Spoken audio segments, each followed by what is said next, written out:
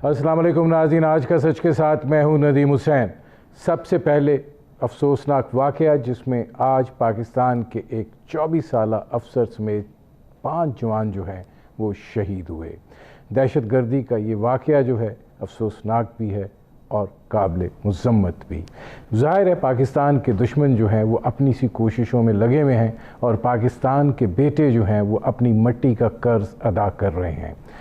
वो हमारे कल के लिए अपनी जानों के नजराने पेश कर रहे हैं और ना सिर्फ ये कि लाइन ऑफ कंट्रोल बल्कि अफ़गानिस्तान से मिली हुई सरहद जो है वो भी पाकिस्तान के लिए अब महफूज नहीं रह गई है। और ज़ाहिर है कि भारत जो खेल दोनों तरफ खेल रहा है उसका बुनियादी मकसद ही यही है कि पाकिस्तान के अंदर एक इंतशार और एक खलफशार की कैफियत जो है वो पैदा की जाए।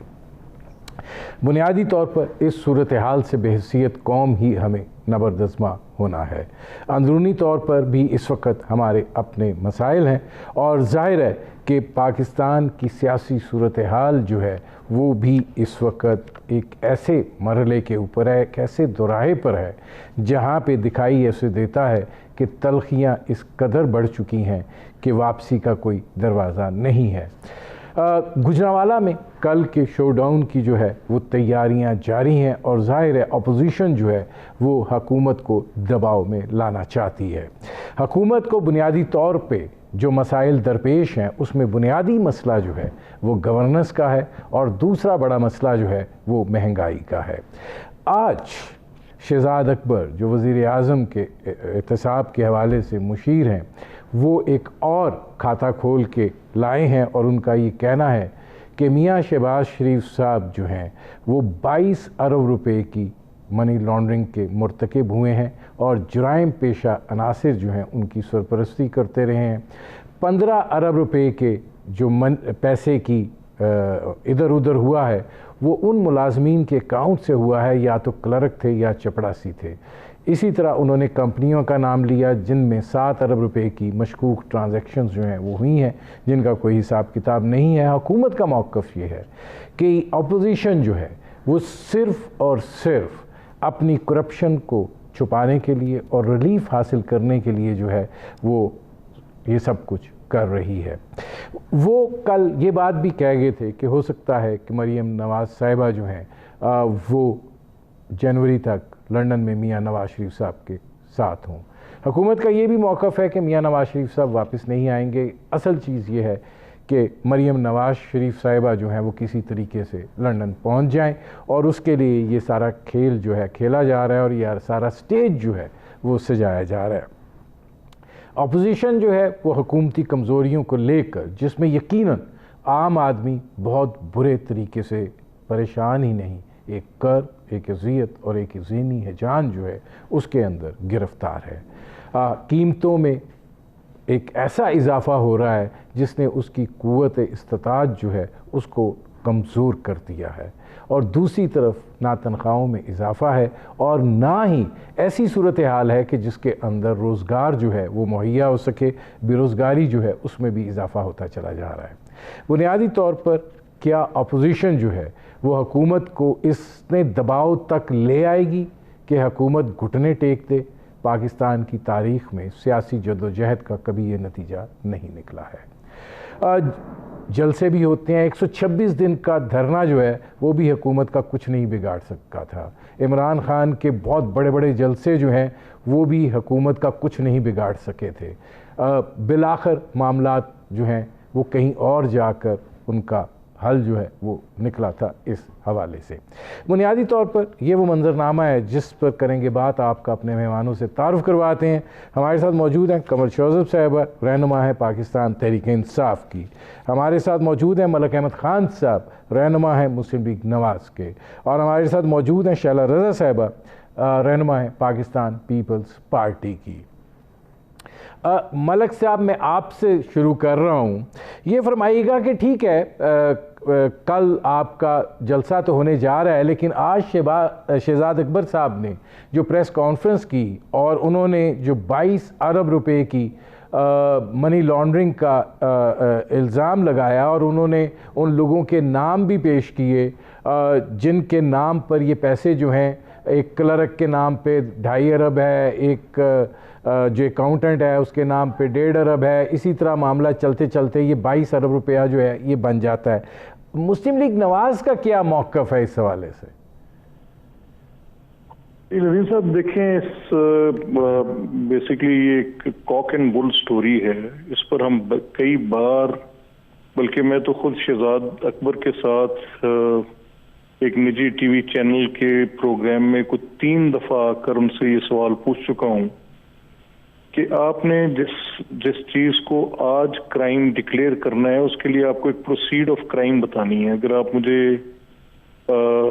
इस एक बुनियाद पे सवाल बार बार करते हैं और मुझे आप ये कहते हैं क्योंकि आप एक पॉलिटिकल पोजीशन होल्डर थे और आप चीफ मिनिस्टर थे, इसलिए इसका इतलाक आप पर नहीं होता, और वो आप मुझसे सवाल ये कहते हैं कि जो बाकी लॉ ऑफ द लैंड है, जैसे कोई भी बिजनेसमैन अपनी ट्रांजैक्शंस के लिए जो भी फॉरेन रेमिटेंसेस मंगवाते हैं उनसे ये नहीं पूछा जाता कि ये सवाल कि ये पैसे आपको किसने भेजे और किस अकाउंट में भेजे, ये सवाल उनसे नहीं होता। आपसे ये इसलिए होगा क्योंकि आप एक चीफ मिनिस्टर का ओहदा रखते हैं, तो इसलिए आपके ऊपर ये इकोनॉमिक रिफॉर्म एक्ट जो है ये अप्लाई नहीं होता। आपके लिए एंटी मनी लॉन्ड्रिंग के लॉ में जो प्रोसीड ऑफ क्राइम की डेफिनेशन है वो आपके लिए नहीं है, और आपको किसी तरह से ये इकोनॉमिक प्रोटेक्शन एक्ट का और आमला की आपको इस पे इतलाक नहीं होता। अब बेसिकली केस ये है कि ये उनकी 10 से 11 साल की बिजनेस ट्रांजैक्शंस हैं। किसी भी नॉर्मली एक शुगर मिल की सालाना टर्नओवर जो है जिसके साथ उनके कोई एसोसिएटेड बिजनेसेस और भी हों, तो वो नॉर्मली जो है वो 2-2.5 अरब रुपए की एक ट्रांजैक्शन एक साल की होती है। ये उनकी ट्रांजैक्शंस को, क्योंकि वो उन 2 लॉज के तहत उस डेक्लेरेशन की रिक्वायरमेंट को ना समझते हुए, बाकी तो उन्होंने अपनी सारी जो एसेट्स हैं या जो डिटेल्स हैं वो सारी इलेक्शन कमीशन के अंदर भी उन्होंने अपनी सारी जमा करवाई हुई हैं, बार हम बता चुके हैं, कोर्ट ऑफ लॉ में बताया। और यही बात जब हमारे वकला ने अदालत के अंदर बहस की तो उसमें जज साहब ने कह दिया कि ये मैटर क्योंकि अभी इसको डीपर एप्रिसिएशन कंसिडर किया जाएगा, तो बेल स्टेज पे या जब आपने रिट जुरिस्डिक्शन में चैलेंज किया हुआ है तो नैब का लॉ ये तकाजा करता है कि इसमें हम इसको प्रूव नहीं कर सकते। तो ये एक बुनियादी सी बात है, मैं आता हूँ मलिक अहमद खान साहब। अब शैला रजा साहबा, मैं ज़रा पहले ये चीज़ चूँकि हो रही है तो इसको ज़रा पहले बिल्ड कर रहे हैं। ये फरमाइएगा कि आसफ जरदारी साहब के भी चेयरमैन नैब ने गिरफ्तारी के वारंट पर दस्तखत कर दिए। जाहिर है वहाँ पे भी ये मनी लॉन्ड्रिंग का ही किस्सा है और यही अरबों रुपए का मामला है। आपका क्या इस पे रद्द अमल है? सबसे पहले तो मैं हमारे जवान जिन्होंने मुल्क के लिए अपनी जानों का नजराना दिया उनको सलाम पेश करती हूँ। और आपके प्रोग्राम से पहले हमें एक बहुत बड़ा पार्टी को सदमा हुआ है। राशिद हुसैन रब्बानी साहब हमारे वो पार्टी के लीडर जिन्होंने ज़ियाउल हक़ के ज़माने में जलावतनी सही और पार्टी के साथ शुरू से चले, अभी थोड़ी देर पहले उनका इंतकाल हो गया और पार्टी के लिए बहुत बड़ा सदमा है। और एक तारीख़ है राशिद रब्बानी, कराची के मुश्किल तरीन हालात में जहाँ पीपल्स पार्टी का नारा लगाना जो था वो लोगों की मौत का सबब बन जाता था, वहाँ पे ये लोग कभी पीछे नहीं हटे। और मेरे लिए आज प्रोग्राम करना बड़ा मुश्किल हो रहा है, और लेकिन बहरहाल मेरी पार्टी के बड़े थे, मैंने उनसे बहुत कुछ सीखा और आज हम में नहीं रहे। अब आपका प्रोग्राम जब मैं कर रही हूँ तो मेरे सामने जहाँ पे राशिद भाई की ख़बर चल रही है वहाँ पे चेयरमैन बिलावल का एक बहुत दिलेराना ट्वीट भी चल रहा है जिसमें उन्होंने कहा कि मुझे अपने वालिद के वारंट की गिरफ़्तारी की ख़बर रास्ते में मिली है और एक ऐसे वक्त में मिली है कि वो बहुत बीमार हैं, लेकिन इस तरह की कमज़ोर हरकतें हमारी जद्दोजहद का रास्ता नहीं रोक सकती। तो न्याज़ी साहब, अगर आप समझते भी हैं, खुशफहमी में भी हैं कि आप किसी को NRO का इल्ज़ाम लगा रहे हैं, क्या आप दे सकते हैं? आपसे कोई NRO मांग ही नहीं रहा, ना आप दे सकते हैं। और हमने तो 11.5 साल और इससे ज़्यादा जेलें भी देखी हैं, कोड़े भी देखे हैं। और जैसे कि मैंने अभी बात की राशिद हुसैन रब्बानी साहब, ये सारे ये हमारी पार्टी की पहचान है। तो मैं समझती हूँ कि जवाब मिल गया इसका, और ये चाहते हैं कि इसी तरह की हरकतें करें। और अगर आप गौर करें तो पहले तो ये बौखलाए हुए थे, अब घबरा भी गए कि इनका जाना ठहर गया। गुजरांवाला मैं शैला रज़ा साहब आता हूँ, सारे SHOs बदल दें, SHOs बदल दें और होर्डिंग SHOs उतरवाए, कंटेनर देने वाले रास्तों में कंटेनर खड़े कर दें, लोगों की बैठकों पे छापे मारे जाएं।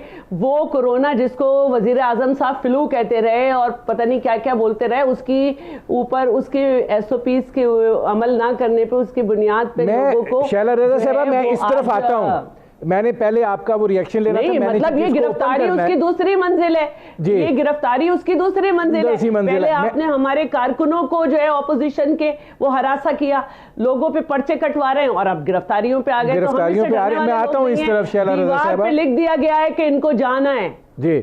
अब इसमें कमल शोजब साहब ये फरमाइएगा कि इस पर ज़रा बाद में आते हैं। पहली चीज़ ये है कि क्या हुकूमत को ये एहसास है, आप लोगों को ये फील, आप लोगों तक ये गर्मी पहुंच रही है कि लोग जो हैं महंगाई के हाथों और बेरोज़गारी के हाथों किस कदर अजियत में हैं, किस कदर तंग हैं? बिस्मिल्लाहिर्रहमानिर्रहीम। Thank you very much Nadeem साहब। आप जो बात कर रहे हैं, जहाँ तक आवाम की बात है, बिल्कुल पहुँच रही है, इसलिए कि हम जो आवाम के नुमाइंदे हैं वो हम ना खलाई मखलूक है, ना जुपिटर पे रहते हैं, इधर ही रहते हैं, यहीं से सब खरीदते हैं और अपनी तनख्वाहों में ही गुजारा करते हैं। हम सोने के चमचे लेके मुंह में पैदा नहीं हुए हैं, इसलिए डायरेक्टली जो कुछ भी मार्केट में हो रहा होता है उसका एग्जैक्टली इम्पैक्ट क्या है वो हमें मालूम होता है। लेकिन उसके कॉजेज़ जो हैं उसकी अगर आप हिस्ट्री देखेंगे तो जिनको ये बड़े आराम से लेफ़्ट राइट कर दिया, मेरे जो कलीग बैठे हुए हैं अहमद साहब ने, वो ये जो चोरियां होती रही इस मुल्क में, जो डाके पड़ते रहे अरबों रुपए के, यानी कि कई 100 करोड़ रुपया फ्रंट मैनों की, क्लर्क की, कभी किसी चौकीदार की, कभी किसी के रमज़ान शुगर मिल के जो बेनामी के अकाउंट्स में से निकलते रहे, इसी मुल्क की आवाम के पैसे लूटे गए जिसका रिपरकशंस या इम्पैक्ट आ रहा है। और माशाल्लाह ये तो 10-10 साल यहाँ हुकूमतें करके गए हैं। शैला रज़ा साहिबा बड़ी जज्बाती हो रही है, मैं भी इनसे अपनी कंडोलेंसेस इनको ऑफ़र करती हूँ। लेकिन जो ये जिनका जाना ठहर गया की ये बात करी है, ये अगर आपका कैमरामैन ज़रा इसको क्लोजअप लेंगे, 23 जुलाई 2017 को पीपल्स पार्टी के कमर जमान कायरा साहब ने एक रैली निकाली और उसका ये बड़े बड़े लोगो लगे हुए हैं, गो नवाज गो रैली बरोज़ इतवार ब मोरखा 23 जुलाई 2017। और चेयरमैन बिलावल भुट्टो जरदारी की हिदायत पर पीपल्स पार्टी सेंट्रल पंजाब के ज़ेरे तमाम हर ज़िले सदर मकाम जो है वो गो नवाज गो रैली थी। और इसमें वो लिखते हैं कि जी गली गली में शोर है, सारा टब्बर चोर है, कमर जमान कायरा सदर पाकिस्तान पीपल्स पार्टी सेंट्रल पंजाब। तो माशाल्लाह यू टर्न की जो हिस्टोरिक आपको मोमेंट्स नज़र आ रहे हैं वो आजकल आपको नज़र आ रहे हैं। इनसे सिर्फ अर्ज़ ये है कि जिस अवाम को आप समझते रहे कि इनको आप बेवकूफ़ समझ के जो मर्जी आपके दिल में आएगा आप कहते रहेंगे, एक दूसरे के ऊपर आपने इल्ज़ाम तराशियाँ की, करप्शन के केसेस आप निकाल के लाए एक दूसरे के, चाहे मौलवी नवाज साहब हो बकौल बिलावल साहब के मेमो गेट के लिए जो कोट पहन के चले गए, और जरदारी साहब और बिलावल साहब उस वक्त जो बातें करते रहे, मेरे पास वीडियोस मौजूद है, मैं आपको भेजती हूँ, काइंडली वो चलाएं ताकि आवाम को भी याद आ जाए कि ये पहले इनकी क्या जुबान थी, क्या बातें थी और ये क्या एक दूसरे के बारे में कहते थे। कमल शोजब साहब मुझे एक ब्रेक लेना पड़ रहा है, मुझे एक मिनट दीजिए जी, मुझे एक ब्रेक लेना पड़ रहा है कमल साहब, मुझे एक ब्रेक लेना पड़ रहा है। मुकमका की सियासत आपकी सिर्फ और सिर्फ मफामत प्रस्ती या आवाम को लूटने की हद तक थी। मुझे एक ब्रेक लेना पड़ रहा है, लेकिन गुजारिश ये है कि सियासत के अंदर ये सब कुछ होता है और इमरान खान साहब भी कहाँ से चले और कहाँ तक पहुँचे, अगर वो भी दिखाना शुरू कर दें तो फिर वो मसला गड़बड़ हो जाएगा। असल चीज़ ये है कि मामला जो हैं आगे किस तरफ ये जाएंगे। हमारी गुफ्तगू जारी है, मुख्तसर से कमर्शियल ब्रेक का वक्त हुआ है, मिलते हैं इस वक्फे के बाद।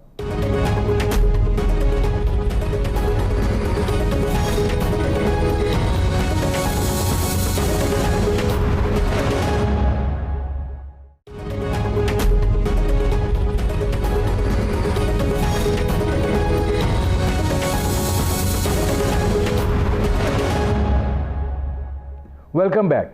अच्छा मलिक साहब, ये फरमाइएगा कि जो इल्ज़ामात हैं वो अपनी जगह पे हैं, मौजूद हैं, लेकिन आप क्या ये समझते हैं कि जो आपका जलसा है या आपका जुलूस है, तारीख़ के अगर आप देखें तो ये कौन से जलसे हैं, कौन से जुलूस हैं जिनकी वजह से हुकूमतें तब्दील हुई हैं? आप कर लें जना गुजरावाला में जलसा, भर लें स्टेडियम, तकरीरें भी हो जाएगी, सब कुछ हो जाएगा, फिर क्या होगा? ऐसे नदीम साहब, हमने तो इनको कभी भी खलाई मखलूक नहीं कहा। हमने तो बस ये कहा है कि ये लाई गई मखलूक है। खलाई मखलूक में और लाई गई मखलूक में तो फर्क होता है। अच्छा, खलाई मखलूक का जो होता है मामला, उसमें शायद गालिबन कोई थोड़ा वो ज़रा मुख्तलिफ होता है, लेकिन लाई गई मखलूक से यही तवक्को की जा सकती है जो वो कर रही है।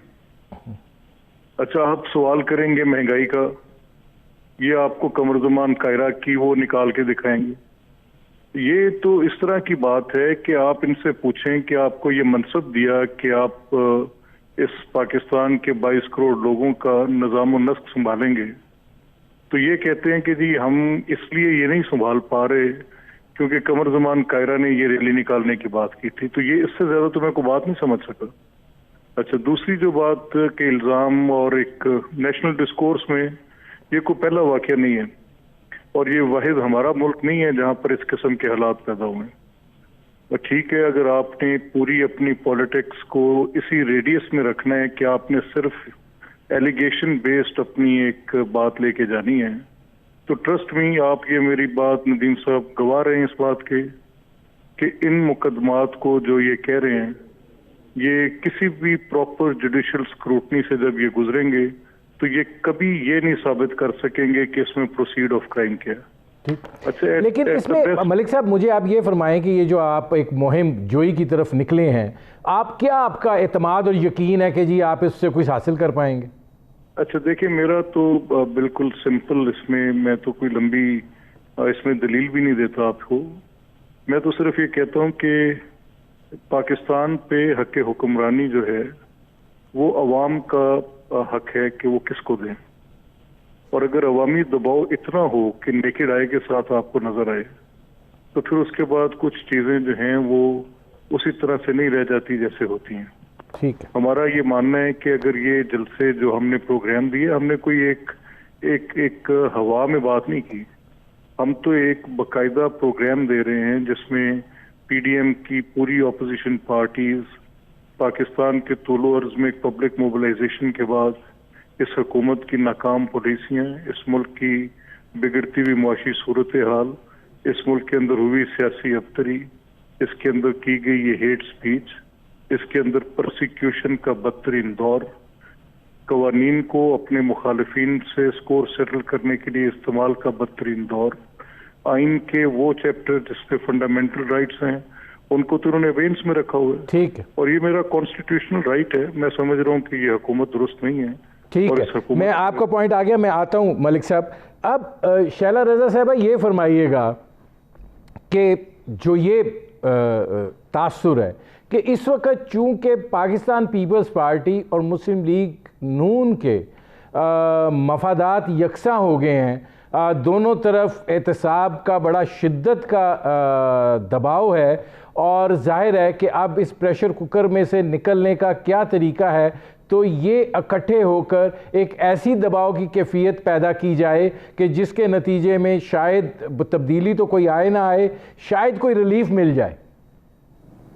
अच्छा, पहले तो मैं ये कहूँगी कि हुकूमत के लिए, जब हुकूमत में आने के लिए, इलेक्शन में आने के लिए हर पार्टी अपना मैनिफेस्टो देती है, और वो मैनिफेस्टो जब बनाती है तो जो हुकूमत होती है उसकी सारी खामियों को हाईलाइट करके अपना मैनिफेस्टो देती है।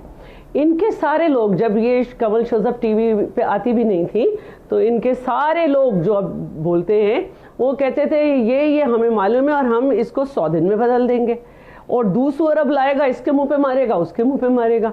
और हमारे पास जो है वो 200 माहिर माशियात हैं, वो पता चला कि नुक्ते वक्ते इधर उधर हो गए, वो कुछ और थे, क्योंकि मईशत तो नहीं बदली, वो तो जो है हम ये देख रहे हैं कि शराय नमू जो है वो अफ़गानिस्तान से भी नीचे चली गई, करेंसी की वैल्यू नेपाल से भी नीचे चली गई।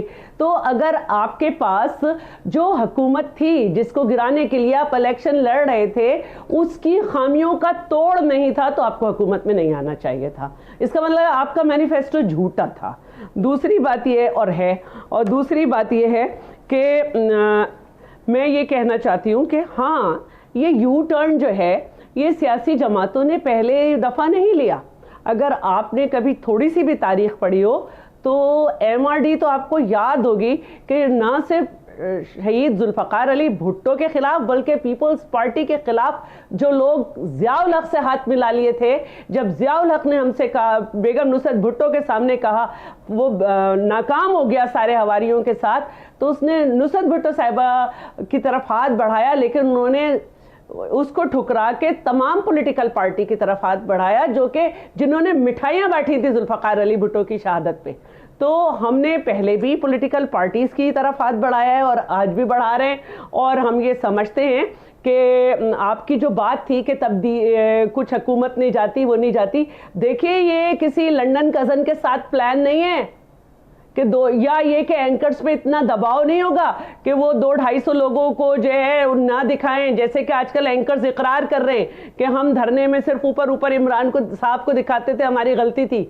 ये अवाम निकल रहे हैं, वो अवाम निकल रहे हैं जिनको 2 साल में इस हुकूमत ने कुछ भी नहीं दिया। और तो दवाएं उन्हें चाहिए वो नहीं मिल रही। और मैं बस अपनी बात पूरी कर दूं, मैं बात पूरी कर दूं आपसे, जल्दी से करें, मुझे आगे बढ़ना है शैला साहबा। बिल्कुल मैं पूरी बात कर रही हूं कि मैं आपको सिर्फ ये बताना चाह रही हूं कि आप सरकारी मुलाजमीन को देख लें, क्लर्क्स को देख लें, लेडी हेल्थ वर्कर्स को देख लें, और हम में से कोई भी नहीं निकलेगा अपनी मर्जी के अवाम से जाके कोई एक रिलीफ पूछ लें तो कमल शोजब साहब को पता चल जाएगी। ठीक है शैला रज़ा साहबा, मैं आता हूं, आपका पॉइंट आ गया कि हमने हाथ मिलाया।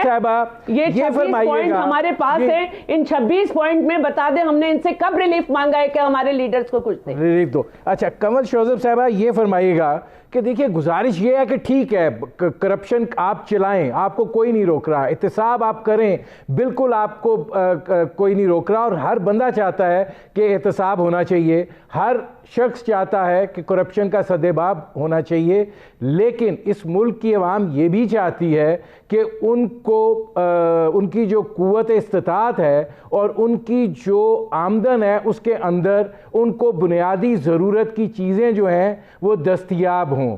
आपका गवर्नेंस के ऊपर और मैनेजमेंट के ऊपर एक कंप्लीट फेलियर दिखाई देता है। कम से कम उस जानिब तो तवज्जो दें, उसको तो देखें, उस पर तो कोई बात करें। नदीम साहब पहले मुझे ये बताइए कि 8 मिनट अपोजिशन को आपने टाइम दिया, मेरे पास कितना टाइम है? क्योंकि मैं अभी बात शुरू करती हूँ, आप मुझे कट कर देते हैं। नहीं, आप मेरा मौका ही नहीं जाता। आप जवाब दें। आपके समेत आपके दोनों गेस्ट जो हैं वो सारा उनका तोपों का रुख हुकूमत के पास है और सवाल भी इधर ही हो रहे हैं। तो अगर मैं यहाँ नुमाइंदा सिर्फ बैठने के लिए आई हूँ तो फिर तो फायदा नहीं है ना। अगर मुझे जवाब ही नहीं देने दिया जाएगा तो फिर मुझसे सवाल का फायदा ही कोई नहीं है। आप मुझे टाइम बताइए कि अगर आपने 8 मिनट एक PDM को दे रहे हैं जो जॉइंट अपोजिशन है और एक ही उनका नजरिया है कि सिर्फ हुकूमत के ऊपर तनकीद करनी है, तो मुझे कितना टाइम मिल रहा है? मैं उस हिसाब से जवाब आप अपना जवाब दें ना, आप दें जवाब। आप इन्हें पूरा टाइम दें, डिलीवरी बताएं जी, हुकूमत की रिलीफ बताएं। आप पूरा टाइम दें, मेरा भी दें। आप तो कम बोला करें शैला साहिबा, सिंध में 12 सालों में आपकी डिलीवरी जो है वो सारी दुनिया ने देखी। की बात ही नहीं हो रही ना, हम तो बुरे लोग हैं ना, हम तो बुरे लोग हैं, हम तो बुरे लोग हैं। आप हमारे कीड़े सारे दिन निकालती हैं, कभी शहजाद अकबर, कभी फयाजुल हसन चौहान, कभी शम्मी, कभी मुराद सईद, कभी कोई। आप सिर्फ हमारे कीड़े, आप अपना जवाब दें ताकि आप अपना जवाब दें, डिलीवरी बताएं हमें। मैं सिर्फ इतना बता रही हूँ कि शैला रज़ा साहिबा या मलिक अहमद साहब का ये जो फजूल लंगर खाना है, शैला साहिबा उनको जवाब दे लेने दे, मैं आता हूँ। बनाया आपने, शैला साहिबा उनको जवाब दे लेने दे, मैं आता हूँ। जी कमल साहिबा। शैला साहिबा के पास कुछ नहीं होता ना तो ये पिंड की खवातीन की तरह वावेला मचा देती हैं और बात नहीं करने देती। नहीं, मैं माशाल्लाह पिंड की हूँ, मैं माशाल्लाह पिंड की हूँ, मैं माशाल्लाह पिंड की हूँ, लेकिन ये नहीं करती कि अपनी जगह छोड़ के कहीं और जाके फायदे लेने लगे। अपने शहर के हालात सही करने की कोशिश करती हूँ, बिगाड़ती नहीं हूँ। बात प्लीज अगर आप अपने जवाब पर आ जाए ना, वो फिर वक्त जाया हो रहा है, आप अपने जवाब पे आ जाए। नदीम साहब, मैंने अपनी मर्जी से जवाब देना ना, मैं आपकी मर्जी का जवाब तो नहीं दूंगी, लेकिन मुझे बोलने तो दिया जाए। मैं कह रहा हूँ आप मेरी मर्जी का जवाब दें, मैं तो उनसे भी सवाल पूछ रहा हूँ वो जो उनको बुरे लगेंगे। प्रपोज हुई नैब के कानून में, नैब में 34 अमेंडमेंट्स प्रपोज हुई, इसको कहते हैं एनआरओ प्लस प्लस प्लस, जो पीपल्स पार्टी और पाकिस्तान मुस्लिम लीग नून ने प्रपोज की, और उसमें उन्होंने कंसेशंस मांगे अपनी लीडरशिप के लिए, अपनी करप्ट लीडरशिप के लिए, जिसने इस मुल्क का पैसा नोच नोच के अवाम से छीन के खाया। और माशाल्लाह शैला रजा साहिबा की पार्टी तो आज तक खा रही है, और लगाने के लिए एक आना नहीं है इनके पास। तो जितने फेक अकाउंट्स में पैसे निकल रहे हैं वो इसी अवाम के निकल रहे हैं, जिसको मलिक अहमद साहब जस्टिफाई कर रहे थे कि बेनामी अकाउंट्स का जो एक्ट ये लेकर आए, इकोनॉमिक रिफॉर्म एक्ट, वो लाए इसलिए थे ताकि इनको फुल खुली छुट्टी मिल जाए। मैं एक केस का जिक्र करती चलूं कि इन्होंने कहा जी बाहर से जो बिजनेसमैन लाते हैं उन्हें सवाल नहीं किया जाता। वजीर आजम इमरान खान साहब पे जो केस बनाया था इनकी पार्टी ने और सियासी विक्टिमाइजेशन के लिए बनाया था, उसमें उनकी वो बाहर से हक हलाल की जो कमाई लाए थे उसी पे सवाल हुआ था। तो उस केस का रेफरेंस सुप्रीम कोर्ट का जो केस था उसको याद रखें। जहां तक आपने महंगाई की बात की, मैंने पहले भी यही बात की कि देखें हमें इस बात का पूरा एहसास है और इस पे पूरा काम हो रहा है। जहां तक आपने गवर्नेंस पे सवाल उठाया, यही कोरोना की जो फर्स्ट वेव को कंट्रोल किया पाकिस्तान तहरीक इंसाफ की हुकूमत ने, ये हमारी गवर्नेंस का पूरी दुनिया इसका जो है वो एक्नॉलेजमेंट कर रही है। इस ऑपोजिशन से हमें एक्नॉलेजमेंट चाहिए ही नहीं। जो इस मुल्क की तबाही का रीजन है, इनको तो सवाल करने के ये इंटाइटल नहीं है कि ये सवाल करें कि 2 सालों में आप क्या तब्दीली लाए। आपने 40 सालों में जितनी बर्बादी मचाई है, कोई इदारा फंक्शनिंग छोड़ा नहीं। और जिस ग्रोथ का ये बात कर रही है मोहतरमा, इन्हीं के दौरे हुकूमत में 0.3% था, जबकि रीजन में उस वक्त कंपैरिजन में 5.8 6.3 के करीब ग्रोथ रेट था। आज कोरोना की वजह से आप रीजन में जरा नजर तो डालिए कि ग्रोथ रेट क्या है। आपके तो यूके की ग्रोथ इस वक्त -21 है, आपके इंडिया की ग्रोथ -11 है, जिसका ये मोदी सरकार की बिलावल साहब बहुत ज्यादा बताते थे कि इंडिया बहुत आगे निकल गया कोरोना की डेवलपमेंट में और कोरोना की स्ट्रैटेजी में हम शायद पीछे रह गए हैं। अनफॉर्चुनेटली पाकिस्तान में भी कोरोना के वर्स्ट स्टैटिस्टिक्स इसी सिंध नालायक हुकूमत की तरफ से आते रहे हैं, जिनकी मैनेजमेंट सबसे पुअर थी, जिन्होंने सबसे पहले लॉकडाउन लगाया था। कमल साहब, मुझे एक ब्रेक ले लेने दे, मैं आपसे ही शुरू करता हूं। कमल साहब, मैं आपसे ही शुरू करता हूं, मुझे एक ब्रेक ले लेने दें। आपका पैसा फिर वहीं दिया गया जी, मुझे एक ब्रेक लेने दें, मैं वापस आता हूं, आपसे ये सवाल करता हूं, फिर मैं आगे बढ़ूंगा। नाज़रीन, हमारी गुफ्तगू जारी है, एक मुख्तसर से कमर्शियल ब्रेक का वक्त हुआ है, मिलते हैं इस वक्फे के बाद।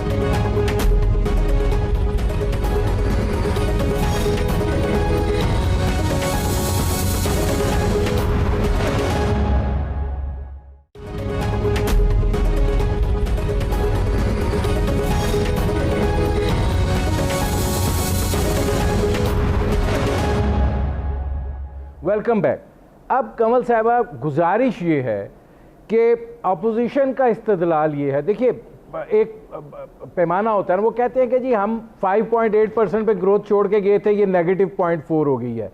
तो आपने कहीं से जज करना होता है। फिर दूसरी चीज़ ये है कि जब चीज़ें जो हैं वो स्टेगनेंट हो जाएं, और मैं उस पर कतई नहीं जा रहा कि क्या हुआ क्या नहीं हुआ, लेकिन एक मैनेजमेंट होती है जो आवाम के लिए ज़रूरी होती है, आवाम के रिलीफ के लिए ज़रूरी होती है। इस वक्त आपका दुश्मन अपोजिशन नहीं है, आपका सबसे बड़ा दुश्मन जो है वो इस वक्त ये महंगाई की और गवर्नेंस की सूरत हाल है।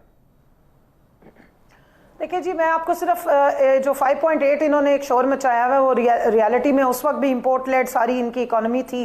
मैं उसके 2 इंडिकेटर्स बता देती हूँ इकोनॉमी के, या इकोनॉमिक्स की मैं स्टूडेंट हूँ। आपने अगर किसी की इकोनॉमी को देखना हो तो आप करंट अकाउंट डेफिसिट देखते हैं, जो $20 बिलियन का ये छोड़ के गए पाकिस्तान की हिस्ट्री का बिगेस्ट बड़ा खड्डा करंट अकाउंट डेफिसिट। पाकिस्तान में इंपोर्ट $60 बिलियन की, एक्सपोर्ट्स $20 बिलियन की, 5 सालों में डिप की, ऊपर नहीं आई। तो ट्रेड गैप आपका था $40 बिलियन का।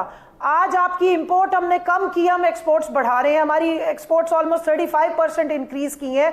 इस वक्त पाकिस्तान में कंस्ट्रक्शन, पाकिस्तान में रिमार्केबल 1 महीने में सीमेंट की जो है वो सेल जारी है, पाकिस्तान में गाड़ियों की सेल, मोटरसाइकिल्स की सेल, जो प्रॉस्पेरिटी के इंडिकेटर्स हैं मेन, आपने अगर देखना, और करंट अकाउंट डेफिसिट से करंट अकाउंट सरप्लस पे चला गया है। तो और जितनी इकोनॉमीज इस वक्त माइनस में जा रही हैं, आप कंपैरिजन कर लें रीजन के अंदर, आपके कंपैरिजन में इंडिया, बांग्लादेश, श्रीलंका की इकोनॉमीज नेगेटिव में जा रही हैं। आप यूरोप में देख लें, -21, -12, -14 पे जा रही है। पाकिस्तान वाहिद मुल्क है आउट ऑफ टॉप 4 कंट्रीज जिसकी 22 करोड़ आबादी है और वो कोरोना से बाहर आया, जिसको WHO ने प्रूफ किया, जिसको बाकी ममालिक ने प्रूफ किया। जहां तक आपने इंडिकेटर्स का कहा, तो हमारी इकोनॉमी इस वक्त फ्लरिशिंग इकोनॉमी है। इनके जो इंडिकेटर्स घिसे पिटे पुराने, और आज आपको पता है डॉलर 5.57 रुपीस जो है वो कम हुआ है और आपका पाक रुपी मजबूत हुआ है। ये क्या इंडिकेट करता है कि आपकी एक्सपोर्ट्स बढ़ रही हैं? जब आपका डॉलर वीक हो रहा हो और आपका अपना रुपया मुस्तहकम हो रहा हो, ये सबसे बड़ा इंडिकेटर है। ठीक है कमल चौधरी साहब, मैं आता हूँ, ये आपका आ गया, मैं आता हूँ, मुझे जरा आगे बढ़ना है, मैं आता हूँ। इसमें मलिक साहब ये फरमाइएगा कि गुजारिश ये है कि जाहिर है कि आप लोग कल जलसा कर रहे हैं, बुनियादी तौर पे उस पर मैं बात करना चाह रहा हूँ कि ये जलसा जो है, आप ये कहा जा रहा है कि जी ये एक तहरीक का आगाज़ होगा, ये एक टेम्पो सेट करेगा, ये सब कुछ करेगा, ठीक है, बहुत लोग भी आ जाएं, सब कुछ हो जाए। क्या इस जलसे के नतीजे में हुकूमत को क्या फ़र्क पड़ेगा, हुकूमत को क्या डेंट पड़ेगा? जलसे जुलूसों से तो आज तक कुछ नहीं हो पाया है। सर देखिए, अभी तो जलसा हुआ नहीं है, और जो इस वक्त अभी जो कमल जिस तरह से बात कर रही हैं, ये एक फ्रस्ट्रेशन बड़ी एविडेंट है। हमें कुछ ज्यादा कहने की जरूरत नहीं है। मैंने तो अहमद साहब मास्क ऑफर किए हैं आपके जलसे के लोगों को। मुझे बात नहीं देखिए, कोई फ्रस्ट्रेशन नहीं है। कमल साहब बात सुन ले, वो उन्होंने भी इंटरप्ट किया, उनको भी आप जवाब दे लें। आप ऐसे बड़ी ज्यादती की बात है जी। देखिए, मुझे जो कुछ मैंने पहले कुछ इस्तिलाह सुन रखी थी, लेकिन मुझे पता नहीं था कि उनको मैंने मायने कब देने हैं। तो I was a man in search of meaning. मैं हर वक्त ढूंढता रहता था कि यार इन अल्फाज को मैं कैसे मायने दूंगा। यानी मैंने एक इस्तिलाह मुझे तारीख की कुतुब में मिली जो कि कौमी झूठ क्या होता है, तो मुझे national lie I had to dig out. तो अब मुझे ये समझ लगी कि जब आप मईशत जैसी बुनियादी चीज पर भी एक किसी फैक्टर को उठा के और ये इग्नोर करते हुए कि आपकी लार्ज स्केल मैन्युफैक्चरिंग 0.2% थी एनर्जी के शॉर्टफॉल की वजह से, 18 घंटे की आपकी load shedding on standard in a day, almost अगर आप कभी सिंध में ज्यादा दे लेते थे तो पंजाब में 20 घंटे हो जाते थे, और अगर कभी केपी में ज्यादा दे लेते थे तो सिंध में 20 घंटे हो जाते थे। ये आपकी नेशनल ग्रिड की सूरत हाल थी फॉर गुड 5 to आपकी को 5 साल के करीब। पीपल्स पार्टी ने अपनी कोशिश की जिसमें वो रिन्यूएबल एनर्जी के डिफरेंट अपने ऑप्शंस पे गौर करती रही, लेकिन जो लार्ज स्केल मैन्युफैक्चरिंग थी वो मुतासिर थे, और उसकी बड़ी वजह ये थी कि आपकी जो एक्सपोर्ट और इंपोर्ट के बिल्स का ये जो बार बार शोर मचाते हैं, और दूसरा फैक्टर जो था वो आपके चाइनीज कंपोनेंट का था। और नदीम साहब, नोबडी एल्स कैन, आपका ये सब्जेक्ट है, किसी और का हो या ना हो मुझे नहीं पता, लेकिन ये मुझे ज़ाहिरी तौर पे पता है कि जब आपके मुल्क के अंदर लार्ज स्केल मैन्युफैक्चरिंग और प्रोसेसिंग यूनिट्स की ये सूरत हाल, तो आपने क्या एक्सपोर्ट करना है यहाँ से, मुझे बताएं। ठीक है। आप मलिक साहब, मेरे पास टाइम बड़ा महदूद रह गया, मैं शैला रज़ा साहब को भी इंडल्ज कर लूं। मैं सिर्फ एक सवाल का जवाब आपको दे दूं। हाँ, वो जलसे का मुझे एक 1-2 लाइनर में दे, मैं आगे मुझे ये जो मैंने कहा ना कि फ्रस्ट्रेशन एविडेंट है। मैं कमल से कम ये तवक्को नहीं करता था कि वो शैला बीबी जैसी सीनियर पार्लियामेंटेरियन जिनका हम सब बहुत दिल से एहतराम करते हैं, और ये फ्रस्ट्रेशन है। Otherwise Kamal is quite decent person, वो इस तरह की बात नहीं करती। ठीक है, जैसे मलिक साहब मैं आगे, आप शैला रज़ा साहब प्लीज, ये जो बहस है इससे अलग होकर मेरे पास बिल्कुल प्रोग्राम खत्म होने वाला है, इस सवाल का पर्टिनेंट जवाब दे दीजिएगा। मुस्लिम लीग नवाज का एक बयानिया है, और ज़ाहिर है नवाज़ शरीफ का वो बयानिया बहुत सख्त है और मौलाना फजल रहमान उस बयानिए के साथ हैं। ये एक है।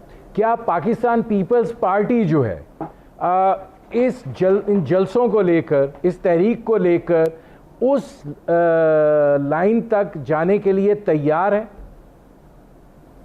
देखिए, पहली बात जो है जिस पे हम सब मुत्तफिक हैं कि पाकिस्तान में पाकिस्तान के आइन का मुकम्मल नफाज होना चाहिए, मुकम्मल। और हम आइन की बालादस्ती के लिए जंग लड़ें और उसमें हमारे कायद ने आइन की बालादस्ती में जो है वो जुडिशल मर्डर उनका किया गया, ठीक है। और आसिफ अली जरदारी सबको इसीलिए खटक रहे हैं कि आइन को उसकी असली शक्ल तक पहुंचाया, और आसिफ अली जरदारी इसीलिए खटक रहे हैं कि जनरल मुशर्रफ के बाद जो नफ्सा नफसी थी उसमें ज़राई एक्सपोर्ट बहुत बड़ी हमारे ज़माने में जो रिकॉर्ड है, और एक्सपोर्ट में भी इजाफा हुआ। ये सी पैक जिसको इस वक्त कत्ल करने की तैयारी थी हमने ही दिया है, और जिसका नाम एहसास अब इन्होंने रख दिया है, वो हमारा ही प्रोग्राम है इनकम सपोर्ट का। मैं सिर्फ वर्ल्ड बैंक की एक रिपोर्ट पढ़ रही हूँ। पाकिस्तान में अगले 2 साल माशी अबतरी की वजह से मजीद गुर्बत में इजाफा होगा, करंट अकाउंट डेफिसिट भी बढ़ेगा, और तरक्की की हिसाब से ये खित्ता जो है सबसे कम तरीन सतह पे होगा। ये इनके नामूने हैं। और एक मेरे और पास शैला रज़ा साहब बिल्कुल आखिरी 30-40 सेकंड रह गए हैं। छाप कर इन्होंने मजीद गुर्बत कर दी है, 1.1 ट्रिलियन नोट। अच्छा, कमल चौधरी साहब 30-40 सेकंड आपको मौका दे रहा हूं, आप रिस्पॉन्ड करें कि ये तो प्रेशर्स तो आप पर अपनी जगह पर हैं, लेकिन उनका इलाज कोई नहीं है। देखिए जी, जहां तक ये रिपोर्ट पढ़ी है 2009 की रिपोर्ट है, माशाल्लाह इन्हीं के दौरे हुकूमत की होगी, क्योंकि सबसे ज्यादा अगर गुर्बत बढ़ी है ना तो वो सिंध में। टिड्डी दल का भी जिक्र है उसमें, टिड्डी दल का जिक्र है, टिड्डी दल का जिक्र है, वो भी सिंध में हुई है। और जिस प्लान को ये लंदन प्लान कह रही थी या लंदन के कजन कह रही थी, अब तो इनके लीडर बैठे ही लंदन में और मफरूर है पाकिस्तान से। जहां तक आप प्रेशर कह रही हैं, जितने जलसे करेंगे अच्छा है, कोई थोड़ी दिल लगी होनी चाहिए, मसरूफ भी रहेंगे, इस बहाने ये अवाम को नजर भी आ जाएंगे। जहां तक पाकिस्तान की गवर्नेंस है, आप काम में फोकस करके करें, उसके रिजल्ट्स आपको जल्दी नजर आएगा। मेरे प्रोग्राम का वक्त खत्म हो रहा है। बहुत शुक्रिया कमल चौधरी साहब, बहुत शुक्रिया शैला रज़ा साहब, बहुत शुक्रिया मलिक अहमद खान साहब। नाज़रीन, आपने हमारे पैनल के शुरका की गुफ्तगू सुनी। अब तक के लिए इतना ही, इजाज़त दीजिए। अल्लाह हाफ़िज़।